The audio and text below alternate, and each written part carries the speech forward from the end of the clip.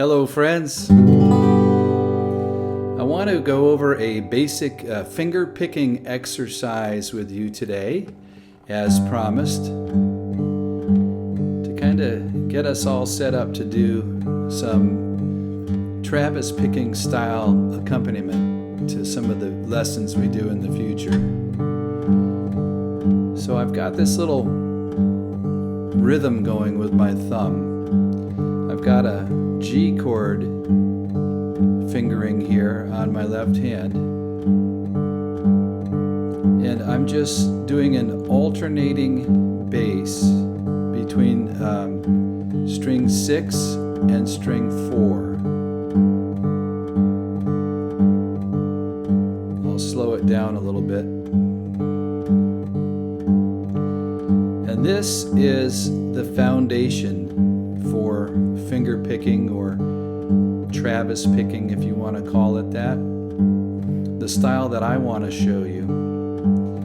The most important thing is to be able to keep that beat with your thumb.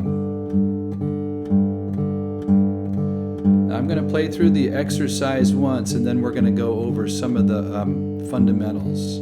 So here we go. 1 and 2 and 3 and 4 and...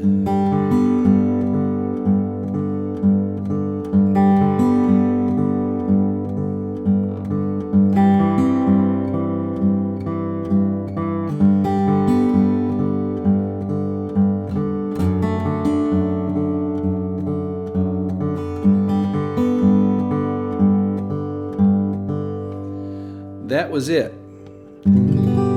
Sounds easy, and it actually was the first fingerstyle lesson I ever got back in 1980 by a great fingerstyle teacher by the name of Rich Olson in Santa Cruz, California. May he rest in peace. We lost Rich as a pretty young man, but he was a great fingerstyle teacher. I remember going into Union Grove Music in Santa Cruz and wanting someone to be able to teach me how to play like Leo Kottke. And they said, "Oh, we have just the guy for you, Rich." So I started taking lessons from Rich, and he showed me this little exercise.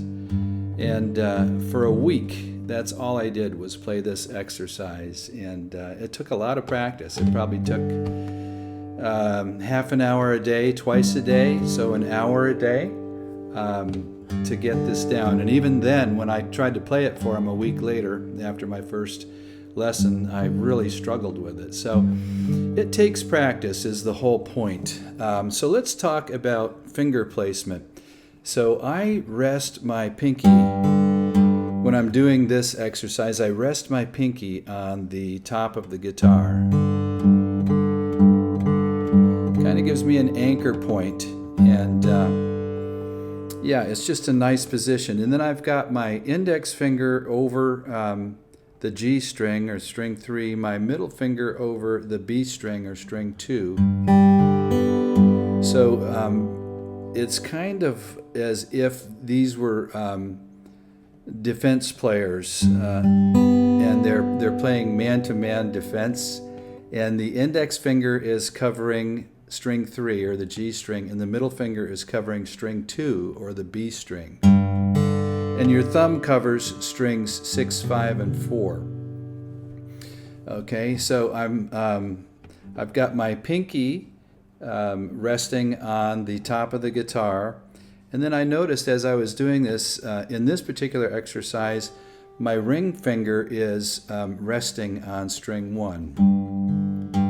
So I've actually got 2 anchor points, my pinky on the top of the guitar and my ring finger on string 1.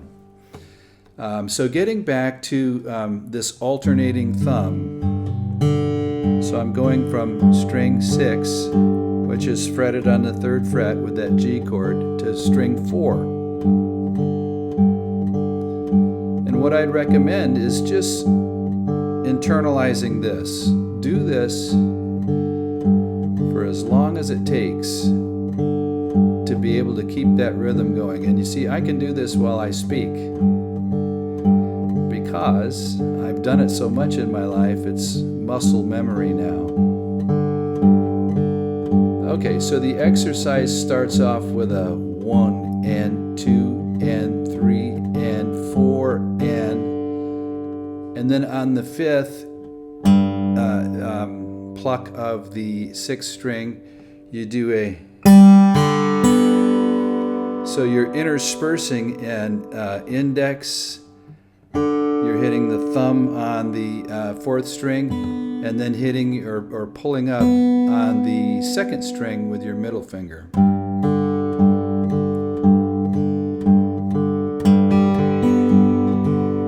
Right? So just try that for a while.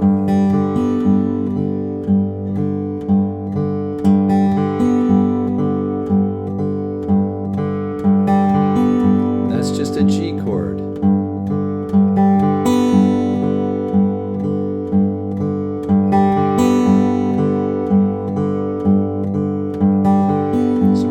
That's probably enough for 1 week if you can just do that.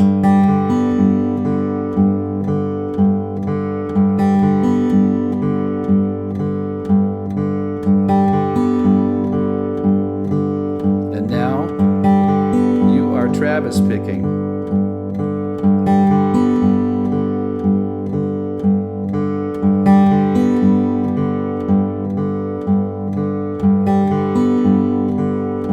The second chord is, it's a C over G. I messed that up. So the C over G, I'm maintaining my ring finger on string 6, fret 3, and I've still got my pinky on string 1, fret 3, but now I'm putting the index on string 2, fret 1, and string 4, fret 2. And you don't even have to put your pinky up there as if you're going to play it, because you're not playing it in this exercise. But I think it's a good practice to, you know, if you're playing a G chord, play a G chord, even if you're not hitting some of the fretted notes. And same with that C over G, even though you're not hitting string 1, fret 3.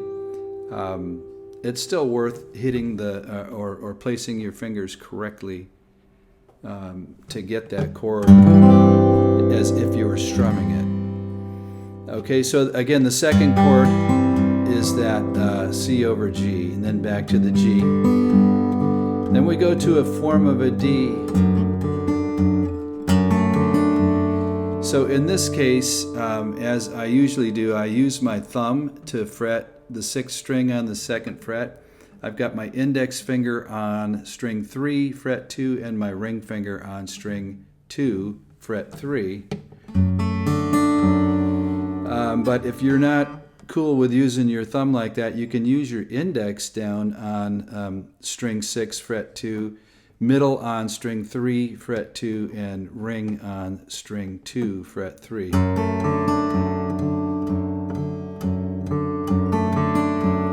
Then back to the G. Okay, I'll go through it one more time. Now I'm just going to play through the exercise, and I've got this tabbed out.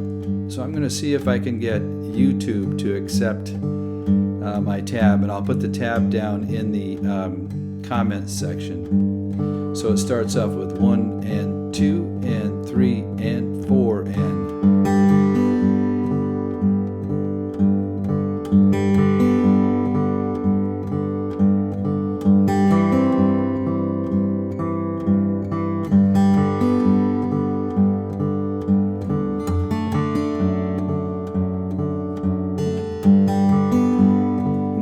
Right back to the top.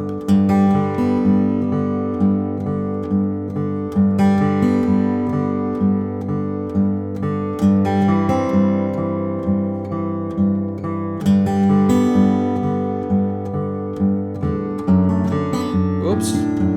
Let's try that again.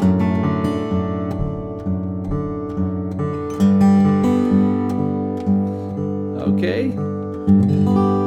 So there you have it, your first Travis lesson. And yeah, like I said, it takes a lot of practice. And, if you want to do it, you'll put in the work. If you don't want to put in the work, you won't be a Travis style player. But I really like using this style of backing every once in a while so that you're not always filling the airwaves with all these notes. Especially if you're a singer, this leaves a lot of space for your voice. Jackson Browne does a lot of this. And it's more in the style of kind of folk, country. I'm thinking Steve Earle, Guy Clark, even Townes Van Zandt.